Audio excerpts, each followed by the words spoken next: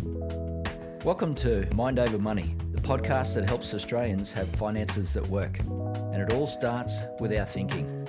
I'm Archie, friends, and I'm joined today with Lachlan Nicholson. G'day, Lockie. G'day, Archie. Okay, so today we're talking about bringing our partner or our spouse on the journey of building wealth together. This sounds like it should be fun. Yeah, this is a great topic. We work with a lot of couples at Waymaker around finances in our advocacy program. And so this is something that comes up quite a lot. So I'm glad we're talking about it. Yeah, yep. Why are we talking about this? Well, one of the reasons I like this one today is that, as we said on our last podcast around our words can change our brain, that, we are getting some good feedback from our members that communication, with spouses and partners is actually improving. And so the thing we want to look at today is, what are the problems, that can get in the way of building wealth with our partner and our spouse and having them come on the journey with building wealth. Yeah. So I think a big part of it is we don't do well on our own. Like I've done the dumbest things in the past when I've done it myself. And, those things are costly, both in terms of the relationship and also, just in terms of finances and whatever other impacts I've had. Yeah. It's not good for us to do the journey on our own. It's really good to have someone who challenges our perspective, that keeps questioning what we're doing, someone that can help us work things through and even implement things that we'd probably be unlikely to do ourselves. It's good to have someone on the journey with us, especially our spouse or our partner. And we could take this even bigger and go, what about having the family on the journey with us? We can talk about, what I want to achieve, but what could we achieve as a family, with when we start to think about legacy, and not legacy in that we're just going to leave something behind, but legacy in that the family is growing and becoming wealthy, not just a person. Yeah, I love that. So it's really overcoming this individualism mindset, which we have a lot in culture today. And I like what you said before about we do these stupid things when we do things ourselves. It's kind of like that "you did what" moment. Have you ever had that conversation with your spouse where the other person saying, "You did what?" The big facial expression. It's like, yeah, we want to try and avoid those moments because that usually means we've gone out, we've rushed out and done something on our own and probably made a silly decision. Yeah. Okay, so let's have a look at some of the reasons why our spouse or partner might not be on the same journey with the other spouse or partner. Yeah, the sort of things we've come across in the past is with members, and I've got to say, when these things are resolved, man, the outcome is so good, and so that's why we want to talk about it today. It's not, there's no blame or shame here. Things have happened, and all we want to do is how do we find ourselves moving forward and getting past things. So past mistakes is the big one. So look, we've all stuffed up. We've all done things that we're ashamed of, that we feel guilty for, and we've got to be able to get past that with our partner. Sometimes it takes a bit of a hard conversation to get past those things, which takes us back to our previous episode. Use that episode around our words can change our brain to have those hard conversations that you might have been avoiding and get past, the things that have been holding you back. Yeah. And what we found is people have found in this process that they realize their partner or spouse may have actually had shame or guilt about those past mistakes, which they thought they had absolved themselves of, but they were still holding on to that. Or they found out that maybe they've actually been holding something over them for that past mistake. And so therefore that's why they haven't been letting them maybe manage the money or make decisions around finances. So this is really about just clearing the decks and, wiping out that past guilt or shame that there could be on either party so that you can come together and move forward together. Yeah. Yeah, it's past mistakes. We've all got them. Another thing that comes up, we were talking about this before, is that inner dialogue, and we talked about this again on the last episode around our communication. And a lot of our inner dialogue is quite negative around finances. So we need to be aware of that. But sometimes the inner dialogue is more negative with one person over the other in the relationship. So that's another thing to be aware of. Yep. Guilty as charged, Yeah. we're not talking about anything here that we probably haven't done ourselves. So Yeah, totally. Yeah. So third one is that we come across is a partner might think that they don't need to be involved. And this one always sends warning bells off in me. When someone says they don't think they need to be involved, that it's not necessary, it sends warning bells off in me because it's not taking responsibility for the finances. And that's why it shoots off those warning bells in me. I think everyone should be responsible, for finances. And because then it gets rid of, the blame game that can come up down the track when something goes wrong. Yeah. So we all need to be responsible for what's happening in the finances. And also, it's hard on one person to carry the load. It can become overwhelming. So it's better if everyone's carrying the load, and then it all becomes a lot easier. We've seen this where maybe one person in a relationship, you can see the mental load on them because they're carrying around all these questions and problems around the finances and they're not talking to anyone about it. And actually, they don't want to talk about it with their spouse because they feel like it's just going to put the pressure on them and cause more problems. But actually what it does is shares the load. You can have a conversation. You might then need to talk to a third person to come in and actually help get some resolutions or solutions to those problems. But it's so much better than just holding on to it in your head. Because that just leaves one person really stressed and doesn't actually help either person. Yeah.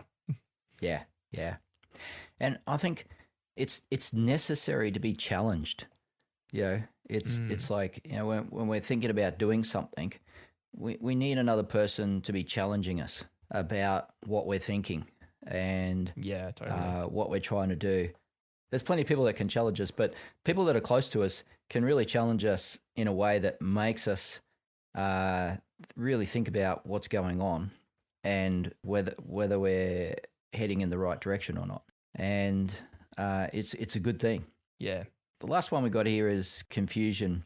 So sometimes we find that people don't want to go on the journey because of confusion around finances. And there is a lot of confusion around finances. Like, honestly, if you pull up the internet and type in finances or, money or that, you're going to get 20 million different articles, thoughts and ideas.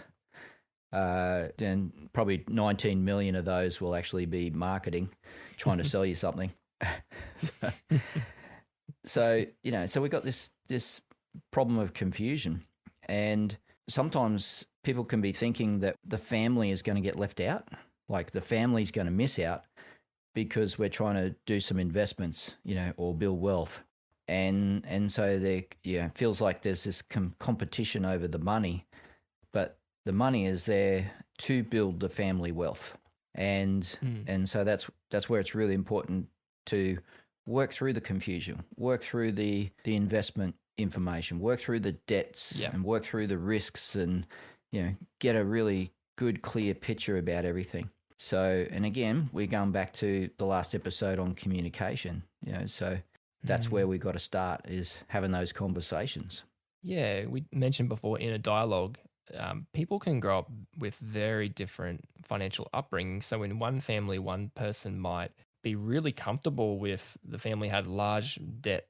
They're coming to this relationship with going, we can borrow a lot of debt. This is really good. Where the other person might have had a totally different bringing where it's like you get rid of that debt straight away. So the way that we've grown up and the inner dialogues that we have, that can create confusion in when we come together to make decisions where one person's more comfortable with a lot of debt than the other person, or one person doesn't understand investing and so therefore doesn't want to invest because there's that fear of investing, the fear of what we don't know. So risk is personally perceived, So someone says to me, "Oh, what's the risk of doing this certain thing?"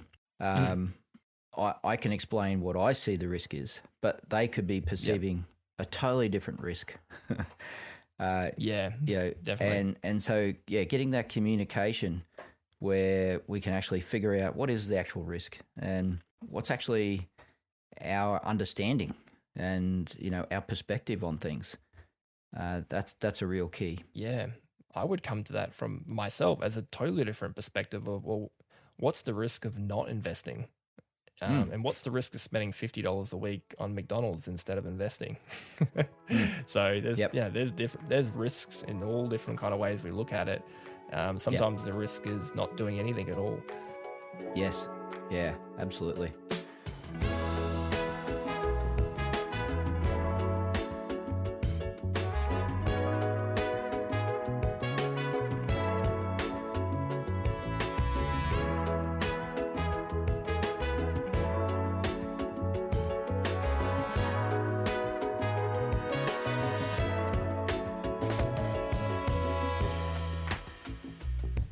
So there are 4 things: past mistakes, inner dialogue, the partner doesn't think it's necessary for them to be involved, or confusion.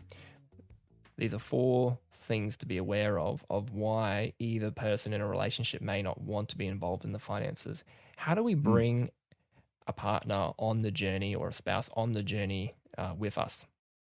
So I was talking to one of our accounting partners this week, and he started sharing with me about a family wealth mindset rather than an individualistic mindset. And individually, we might do something which is specifically good for us, but it may not be good for the whole family. So if we start to have a family wealth mindset, so it's a totally different way of thinking, then we can be planning and putting in place all the things that are going to grow the wealth of the family together. And it can help us to have that communication that we need, can help us to bring in other people that we need to help us, look at this and see things very differently. And that way we can achieve so much more, because there's so much more to be achieved. Yeah, that's really redefining what legacy planning is. And how families can grow in wealth over time and continue to share in that wealth.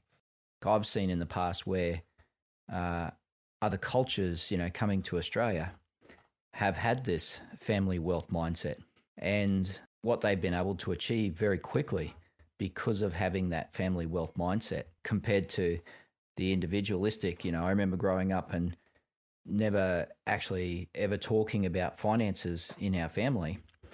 So we never knew what could be achieved, and we never talked about it, and we didn't even know what anyone was doing. Whereas these other families, they're buying house after house and building a family legacy because they were working together. Yeah. So that's one way to help start to have the conversation and start to talk about, well, what are we going to do together? Yeah. Having a family wealth mindset instead of that individual mindset. Yeah. Yep. Okay. What's another tip or strategy?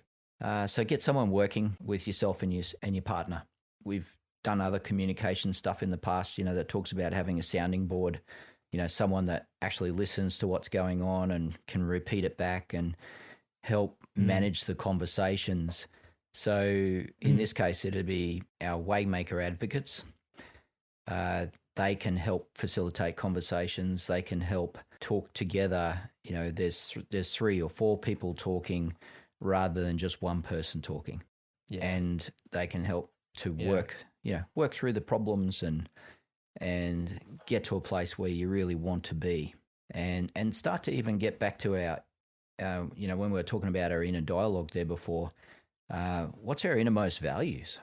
Because often our innermost values are very similar, but we might be ignoring them, putting something else up there that we're saying, oh, this is really important, but it actually isn't matching our inner dialogue, which is causing stress and problems. Dissatisfaction.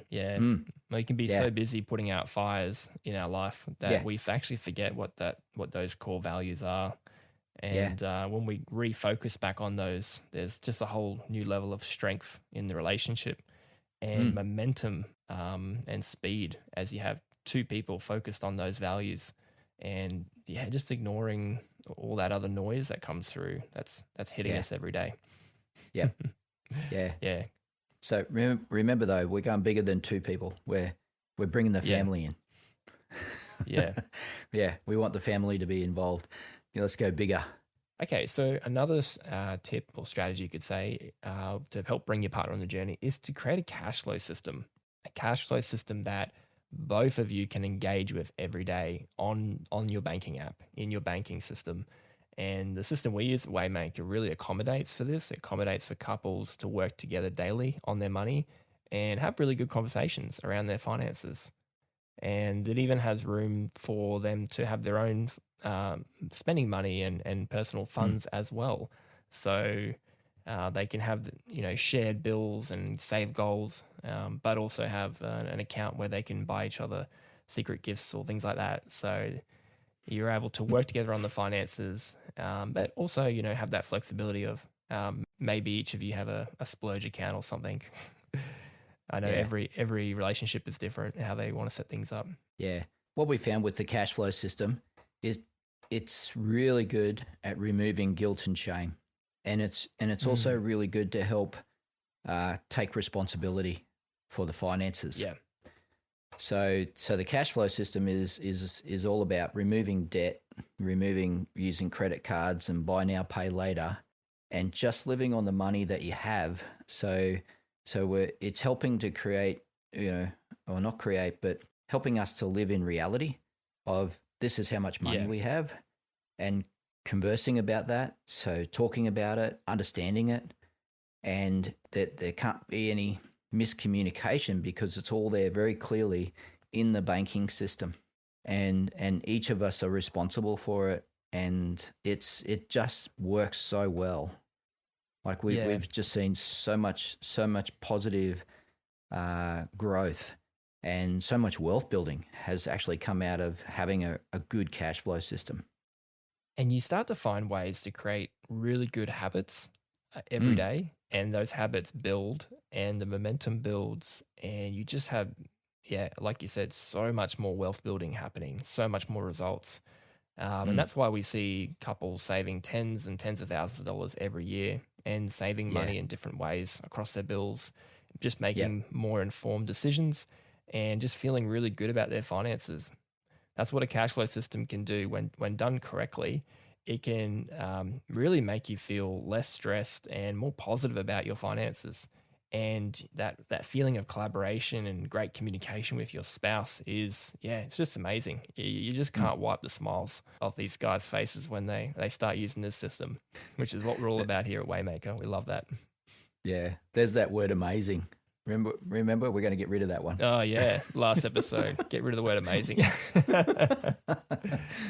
Actually, that gives us an idea. Maybe the next episode, we'll do a bonus episode on habits around building wealth, simple habits we can apply. So stay tuned for that episode. Okay. Sounds good. So there's 3 simple tips. I like that. Have a family wealth mindset, not individual mindset.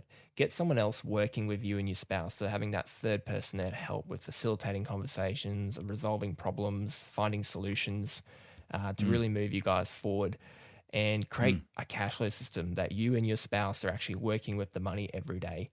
And those 3 things will really help you and your partner or your spouse be together on that journey. Yeah. Any other thoughts before we close, Archie? No.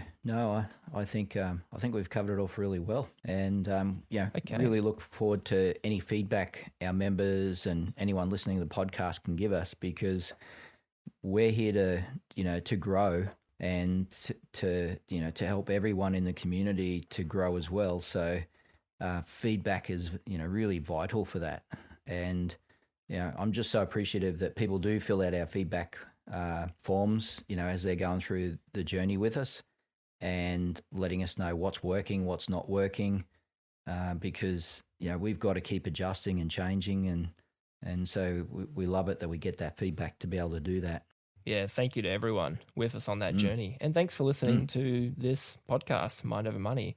If you're enjoying this conversation that we have every week, please follow us, leave a rating or review of the show wherever you're listening to this podcast.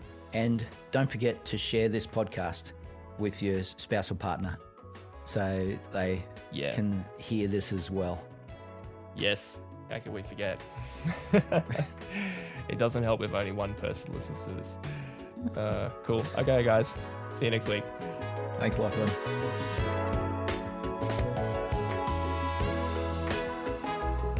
Mind Over Money is for education purposes only and does not consider your personal financial situation.